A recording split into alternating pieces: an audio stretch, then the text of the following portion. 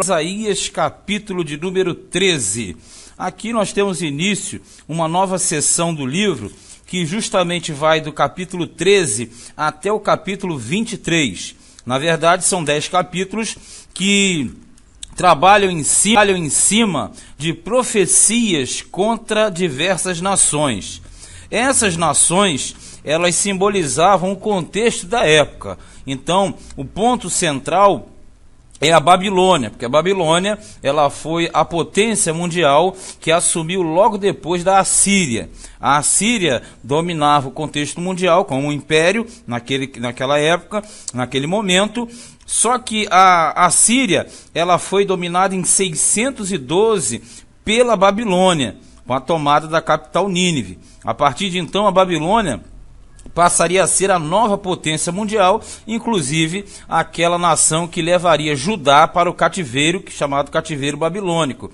Então, aqui do 13 ao 23, tem uma série de profecias contra diversas nações estrangeiras. Essas nações, na verdade, são nações que simbolizavam aquele contexto mundial da época. Então essa sequência aqui vai ser marcada por várias profecias condenatórias, o que na verdade mostrava e mostra o poder de Deus sobre todas as nações, e não somente sobre o povo de Israel, ou Judá e Israel. Na verdade, nesses capítulos, nós aprendemos que Deus tem domínio sobre todo o governo humano, e é Ele quem tira, é Ele quem coloca os reis, é Ele que tem domínio total e pleno. Isso vai ficar claro lá no profeta Daniel. Mas diz assim, Isaías capítulo 13, peso da Babilônia que viu Isaías. Quando fala peso, é sentença, juízo.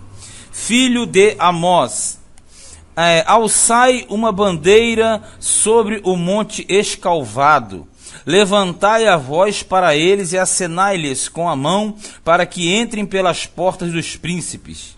Eu dei ordens aos meus santificados, sim, já chamei os meus valentes para a minha ira, os que exultam com a minha majestade. Já se ouve a gritaria da multidão sobre os montes, semelhante à de um grande povo, a voz do reboliço de reinos e de nações já congregadas. O Senhor dos Exércitos passa em revista o exército de guerra. Vamos entender aqui. Nós sabemos que essa palavra era uma condenação contra a Babilônia, sendo que na época a Babilônia ainda nem estava perto de dominar o cenário mundial. Mas o profeta Isaías, ele levanta essa pauta. Quando ele faz alçai uma bandeira sobre o monte escalvado, ele está falando da capital da Babilônia, que seria dominada futuramente pelo império, que seria o império Medo-Persa, o que surgiria depois do império babilônico, que está muito longe de acontecer. Então, na verdade, já está anunciando que o inimigo viria e dominaria aquela situação. Por isso que fala assim, para que entrem pelas portas os príncipes, quer dizer, as entradas principais da cidade de Babilônia, que seriam invadidas pelo exército do adversário. Versículo 3. Eu dei ordens aos meus santificados. Quem são os santificados? São os separados. Sim, já chamei os meus valentes para a minha ira. Isso quer dizer, Deus estava dizendo aqui, através do profeta, que ele levantaria um adversário, no caso um império medo-persa, para aniquilar o poder da Babilônia. E ele diz, já se ouve barulho da gritaria, multidão, e etc e tal. Ele está dizendo da invasão, onde ele fala assim, a voz do reboliço de reinos e de nações já congregadas. Porque quando o império dominava outra, era um acúmulo de nações que viam para dominar aquela nação que prevalecia no contexto. Então aqui diz no finalzinho do 4, o Senhor dos exércitos passa em revista o exército de guerra. O que é passar em revista? É quando um general ou um chefe de Estado, no caso um presidente da República, você já deve ter visto isso, todos os homens de guerra, de batalha, todos os exércitos, digamos assim, as forças armadas, elas ficam todas formadas e a autoridade máxima, no caso, passa em revista a tropa. E geralmente ele vai, conforme a autoridade vai passando, os soldados eles vão acompanhando com o olhar até a autoridade acabar do outro lado, né? Se dá o olhar à direita e aí no caso a autoridade vem passando e a tropa vai olhando da direita para a esquerda. Então aqui Deus está dizendo que é Ele que domina esses exércitos. É Ele quem vai passar em revista a tropa para que a tropa venha ou viesse, e realmente aconteceu, para justamente superar e dominar a Babilônia, que seria a nova potência mundial. 5. Já vem de uma terra de longe, desde a extremidade do céu, o Senhor e os instrumentos da sua indignação para destruir toda aquela terra. Então ele está dizendo que ia trazer uma nação de longe para suplantar um império dominador. Era Deus que chamava e chama essa nação de longe. 6. Uivai, porque o dia do Senhor está perto, vem do Todo-Poderoso como assolação. O dia do Senhor, ele é muito relativo. No contexto aqui, o dia do Senhor referia-se ao dia da invasão, o dia da derrotada do Império Babilônico. Pelo que todas as mãos se debilitarão, ficarão fracas, né? E o coração de todos os homens se desanimará, ou seja, o próprio exército da Babilônia vai ficar enfraquecido ao perceber que a derrota se aproxima. E a assombrar-se-ão e apoderar-se-ão deles dores e ais, quer dizer, sofrimentos, grandes sofrimentos. Quando fala dores e ais, é símbolo de sofrimento. E se angustiarão como uma mulher parturiente, aquela mulher que vai dar à luz e que sente angústia no momento da dor e do parto, né? Cada um se espantará do seu próximo, o seu rosto será rosto flamejante. Isso quer dizer o quê? Um rosto que está automaticamente flamejante porque está vendo a derrotada, está vendo a aflição, está vendo como se fosse uma tocha que consumia os seus rostos, ou o seu rosto, não é? 9. Eis que o dia do Senhor vem, horrendo, com furor e ira ardente, para pôr a terra em assolação e destruir os pecadores dela. Porque as estrelas dos céus e os astros não deixarão brilhar a sua luz. O sol se escurecerá ao nascer e a lua não fará resplandecer a sua luz. Sabe o que nós temos aqui? Nós temos aqui, na verdade, uma ilustração, uma visão profética futurista a respeito do período de grande tribulação. Se você vai em Mateus 24, Marcos 13, lá no Apocalipse, capítulo 6, capítulo 8, ali você tem uma descrição do período da grande tribulação. Só que o período da grande tribulação é o período do império do anticristo. Vê se você entende. Essas situações aqui, esse contexto histórico, você sabe, está falando de Babilônia. Mas a Babilônia aqui, futuramente, ela indica, ela aponta, sabe para quê? Para a dominação do anticristo. Sempre aquilo que nós trabalhamos em cima, né? Você tem uma visão histórica, você tem uma visão profética a curto prazo e você às vezes tem uma visão a longo prazo profética também.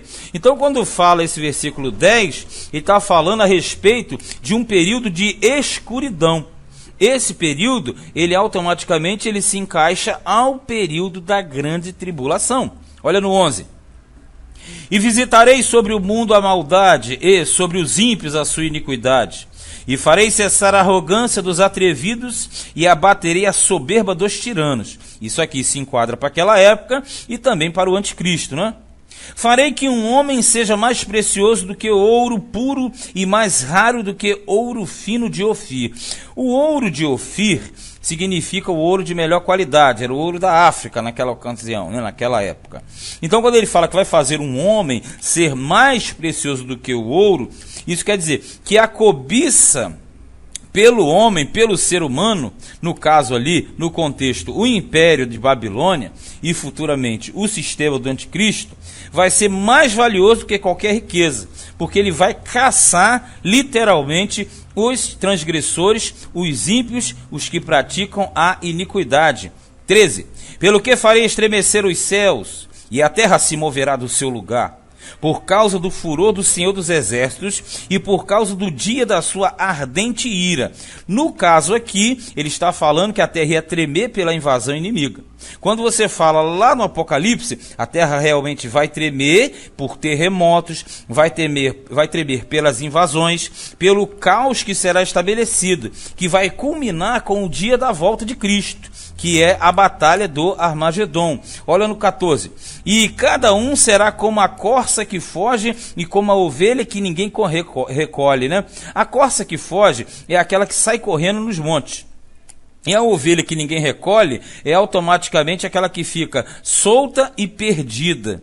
Cada um voltará para o seu povo e cada um fugirá para a sua terra. Isso quer dizer que o exército de Babilônia ficaria totalmente aniquilado e ele seria suplantado pelo inimigo, o que futuramente aponta para a destruição do império do anticristo e o estabelecimento do reino milenial na terra, passando antes pelo tribunal das nações.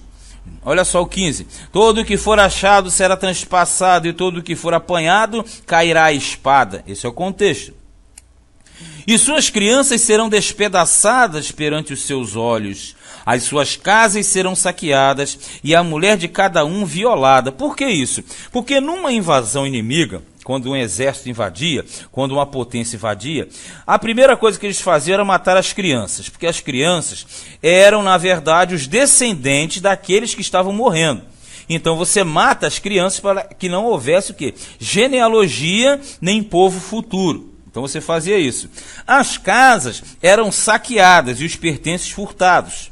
E as mulheres eram estupradas, violentadas. Por isso que diz que toda mulher será violada. 17. Eis que eu despertarei contra eles os medos, que não farão caso da prata, nem tampouco desejarão o ouro. Como é que é a situação aqui? E está automaticamente falando que os invasores, os medos, que na verdade são os medos e os persas, é uma nação dividida, o medo aqui, e os persas no caso, entrariam e não valorizariam a prata, quer dizer, não iam receber nenhum tipo de propina para deixar de realizar o que eles queriam. Na verdade, eles viriam com o intento de dominar e dominariam. Não aceitariam nenhum tipo de suborno, nenhum tipo de pagamento. 18. E os seus arcos despedaçarão os jovens, e não se compadecerão do fruto do ventre. Entende aqui? Como nós falamos anteriormente. Eles matavam as crianças, os adolescentes, e as que estavam no ventre também eram mortas, porque eles abriam a barriga das mulheres grávidas e arrancavam as crianças lá de dentro. Aí diz assim, o seu olho não poupará os filhos, tá vendo? Então aqui é o juízo sobre Babilônia. Você deve lembrar bem que Jesus falou isso, ai das grávidas naquele dia. Porque ele tratava da invasão do Império Romano em Israel. E aqui no caso, se aplica não somente a invasão futura do general Tito, mas também a invasão e domínio do sistema mundial do anticristo, porque diz que ele vai fazer um dos maiores massacres mundiais. 19. E Babilônia, o ornamento dos reinos, a glória e a soberba dos caldeus, será como Sodoma e Gomorra, quando Deus as transtornou. Porque Deus, quando puniu Sodoma e Gomorra passaram a ser símbolos de destruição. Ele está dizendo que vai aniquilar a Babilônia da mesma forma que ele aniquilou Sodoma e Gomorra. Olha no 20. Nunca mais será habitada, nem reedificada de geração em geração.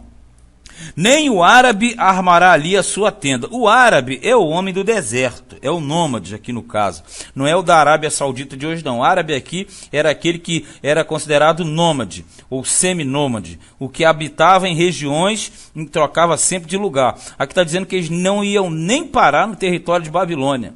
Ali, aí diz assim, nem o árabe armará ali a sua tenda, nem tampouco os pastores ali farão deitar os seus rebanhos, porque seria um local impróprio para a pastagem, não teria pasto, somente devastação. Mas as feras do deserto repousarão ali, e a sua casa se encherá de horríveis animais, porque os animais do deserto, que eles falam aqui, Na verdade, são aqueles que entravam nos escombros, as hienas, os avestruzes, os cachorros do mato chamados de chacais. Por isso que ele fala aqui, ó, e ali habitarão os avestruzes e os sátiros pularão ali. O sátiro, na mitologia o sátiro é um ser que ele é metade homem, metade bode. Certo? Na mitologia. Aqui o sátiro, ele é traduzido por bode, o bode comum, o bode puro, né? Então bode, avestruz, chacal, cachorro do mato, hiena, esses animais entravam para os escombros. Ele está dizendo que Babilônia ficaria totalmente arrasada e se tornaria habitação de feras do campo, feras do deserto, melhor dizendo. E as feras que uivam gritarão umas às outras, olha aqui, nos seus palácios vazios. Quer dizer, vai ficar tudo devastado e esses animais vão ficar lá dentro, ó, uivando dentro dos escombros. Como também os chacais nos seus palácios de prazer, pois bem perto já vem chegando o seu tempo e os seus dias não se prolongarão. Quer dizer, aqui é anunciada a derrotada da Babilônia. A Babilônia, ela foi derrotada, ela foi destruída no ano totalmente ali 539, 538 antes de Cristo, quando você teve o domínio do Medo-Persa, né? Que é chamado de Império Persa. Mas na verdade, tudo isso já começou a acontecer a partir de 550 a.C. A Babilônia já começou a enfraquecer. A Babilônia começou a enfraquecer. E o Império Medo-Persa começou a ficar forte justamente a partir dessa época. Porque uma invasão e domínio não aconteciam de um dia para o outro. Aquilo ia acontecendo através dos anos e das conquistas que eram feitas em cima das principais capitais. Agora, se você pegar esse contexto do capítulo 13, que é o primeiro, esse capítulo 13, ele marca um período da decadência da Babilônia, mas ele marca também vários períodos. O capítulo seguinte na verdade, complemento desse capítulo de número 13. Mas, para terminar esse capítulo, aqui nós temos o anúncio da derrotada de Babilônia, que simboliza também a derrotada dos opressores e dos inimigos do povo de Deus, em tempo mais à frente e também na própria Batalha do Armagedon, na volta de Cristo, e o Império da Besta, que aí já passa a ser escatologia. Isaías, capítulo de número 13.